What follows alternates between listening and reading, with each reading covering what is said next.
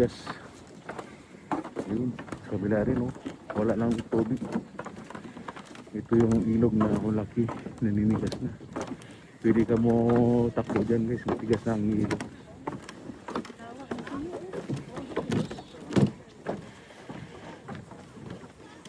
Ayan guys, sa kabila guys, so ayan oh. Yung ilog, ginawang laruan guys oh.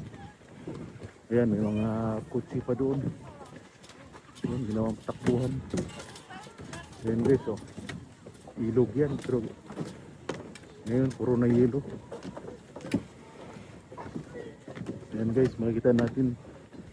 Ito yung view. Ilog. Yan lahat, puro ilog. Ngayon, puro yelo na.